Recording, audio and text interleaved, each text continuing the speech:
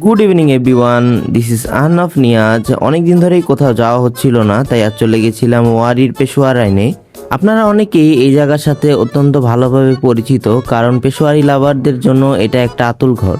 যেহেতু আমি একটু সন্ধ্যার দিকে গিয়েছিলাম এবং সন্ধ্যার থেকে এখানে কিন্তু মারাত্মক লেভেলের একটা ভিড় থাকে। প্রথমে আমি অর্ডার করেছিলাম বর্তমানের মোস্ট হাইপ খাবার মুরগ মাখান, যেটার কোয়ান্টিটির পরিমাণ কিন্তু খুবই জোশ ছিল এবং দেখতেও অনেক কালারফুল ছিল। অনেক ফুড লাভারের কাছেই কিন্তু মুরগ মাখানটা টপ লিস্টেড একটা খাবার থাকে। আমার কাছে এটা টেস্টটা মোটামুটি লাগে, তবে এর চিকেনটা কিন্তু এত পরিমাণ স্মুথ ছিল, ধরার সাথে সাথে একবারে খুলে চলে আসছিল। That is actually so nice. তবে আমি বলবো এই চিজ পানির মালাই কাবাবটা হচ্ছে ট্রাই না করার জন্য, কারণ এটা আমার কাছে প্রাইস আন্দাজে অর্ধিত লাগেনি। এরপর আমি নিয়ে নিয়েছিলাম আমার মোস্ট ফেভারিট নলি নেহারি।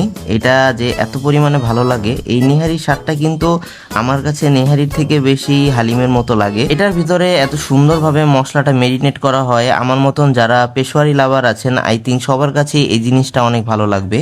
পেশোয়ারি খেতে আসছেন আর যদি এই মালাই লাচ্ছিটা মিস করেন তাহলে কিন্তু আসলে পুরো খাবারটাই অসম্পূর্ণ থেকে যাবে।